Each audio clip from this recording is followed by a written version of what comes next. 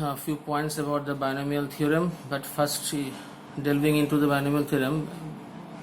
Before delving into the binomial theorem, we try to understand a combination. What is a combination? The formula is NCR. It reads as n number of things combined R at a time. That means if there is a tournament where there are 5 football teams playing with each other, how many matches will be there? So we have to write it as 5C2 because one match is played between 2 teams. So it becomes 5C2. Now what is the formula to solve this? N factorial by R factorial into n minus R factorial. Now what factorial means? N factorial means n into n minus 1, n minus 2 up till 2.1. The multiplication ends at 1. Suppose we write 5 factorial, that means it is 5 into 4 into 3 into 2 into 1. But we can write 5 factorial also as 5 into 4 into 3 factorial or 5 into 4 factorial, as we wish. So NC0, n factorial 0 factorial by n minus 0 factorial. 0 factorial is 1 and n minus 0 is n factorial. So n factorial cancels, the result is 1.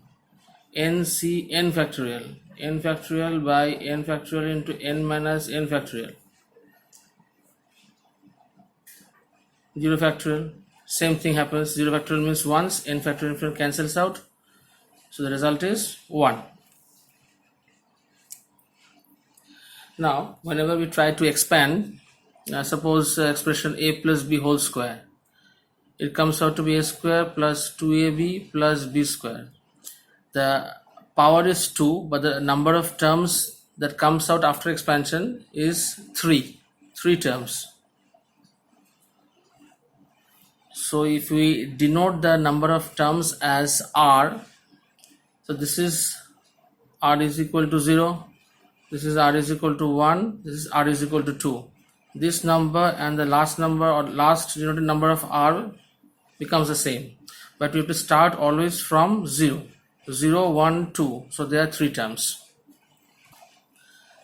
Similarly for a plus b whole cube, a cube plus 3a square b plus 3ab square plus b cube. Here are 4 terms because the power was 3.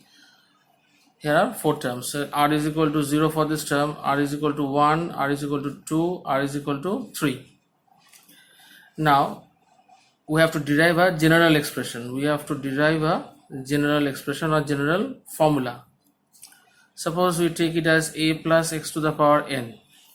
The expansion goes as nc0 a to the power n minus 0 x to the power 1, x to the power 0, plus nc1 a to the power n minus 1 x to the power 1, nc2 a to the power n minus 2 x square, and so on. So if you can write the general term as ncr a to the power n minus r x to the power r, plus the last term ncn a to the power n minus n x to the power n. Now we all know that nc0 is 1, as we have derived here. nc0 is 1, so x to the power 0 is also 1. So the first term is a to the power n. Second term nc1, we can write it as n factorial by 1 factorial n minus 1 factorial, a to the power n minus 1 x1, plus the other terms, and the last term ncn is also equal to 1, ncn is also equal to 1. So n minus n 0, so a to the power 0 means 1. So the last term is x to the power n. Now if you write two more steps, it was n factorial by n minus 1 factorial. Expand it as n factorial into n minus 1, n into n minus 1 factorial, and n minus 1 factorial eliminates. So a to the power n plus n into x and a to the power n minus 1 plus the last term. Here there are rest terms. Now in the expansion term, if a is replaced by 1, so expression becomes 1 plus x to the power n. The expression turns out to be 1 plus nx plus n into n minus 1 by 2 factorial x square plus n into n minus 1 into n minus 2 by 3 factorial x cube, and so on. Again, for modulus of x very less than 1. Now in this expression, x square, if x is very less than 1, then x square is more lesser, x cube is further lesser. So we can neglect these terms. We take into consideration only the first two terms. So in physics, generally we require 1 plus x to the power n becomes 1 plus nx. 1 minus x to the power n becomes 1 minus nx. 1 plus x to the power minus n becomes 1 minus nx. And 1 minus x to the power minus n becomes 1 plus nx.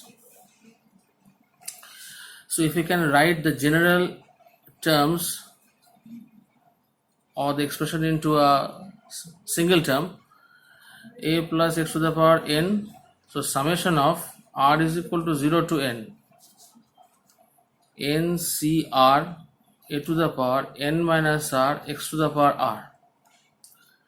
And for a minus x to the power n, there is a slight manipulation.